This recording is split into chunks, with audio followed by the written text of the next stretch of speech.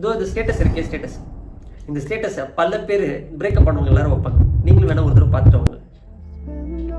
என்னைக்காவது ஒரு நாள் நான் பக்கம் இல்லைன்னா, என் ஞாபகம் நினைப்பு எதுவும் இல்லைன்னா, you still love me.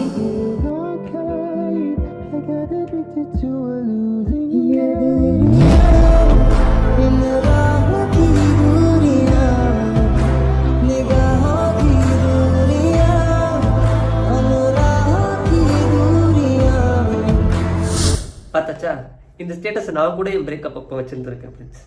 ஆனால் இந்த படத்தை பார்த்ததுக்கு அப்புறம் தான் தெரியுது, சரி போய் இதையா வச்சோம் அப்படின்னு இருந்தது.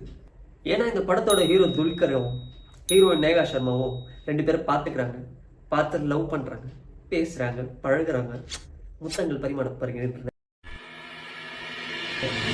வாய்க்கூடாது, முத்தங்கள் பரிமாறப்படுகின்றன. தென் சில விஷயங்களும் பரிமாறப்படுகின்றன. அப்புறம் கல்யாணம் பண்ணிக்கலாம்னு பிளான் பண்ணுறாங்க.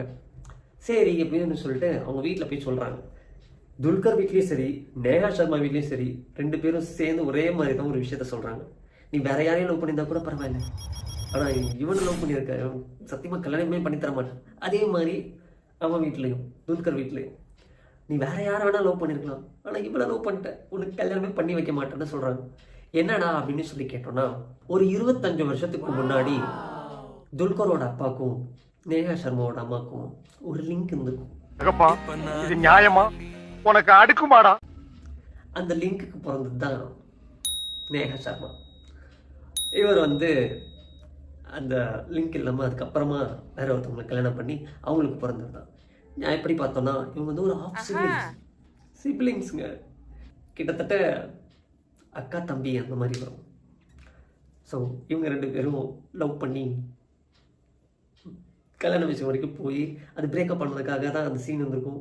இவர் போய் அந்த நேஹா சர்மா கல்யாணம் பண்ணிக்க போகிறவங்க போய் பயங்கரமாக சண்டையெல்லாம் கூப்பிட்டு வந்திருப்பாரு. இந்த கர்மம் பிடிச்ச கன்றாவியான கதையைத்தான் அந்த ஸ்டேட்டஸில் இருக்கும். அதை போய் நானும் ஸ்டேட்டஸில் வச்சுருக்கேன், ஸ்டோரி வச்சுருக்கேன், நீங்களும் வச்சுருப்பீங்க ஃப்ரெண்ட்ஸ். நீங்களே யோசிச்சு பாருங்கள். சிந்து சமவெளி படம் இருக்குல்ல, அதில் அந்த ஹீரோயினுக்கும் நம்ம ஹரிஷ் கல்யாணோட அப்பாவுக்கும் அமலா பால் ஹீரோயினுக்கும் ஒரு லவ் சாங் ஒன்று போட்டு எடிட் பண்ணி அதை ஒரு ஸ்டேட்டஸாக ரிலீஸ் பண்ணி அதை எல்லாரும் வச்சுக்கிட்டு தெரிஞ்சாங்கன்னா எவ்வளோ கர்ம கன்றாவியாக இருக்குமோ, அந்த மாதிரி ஒரு கர்ம கன்றாவி தான் ஃப்ரெண்ட்ஸ் இந்த ஸ்டேட்டஸும்.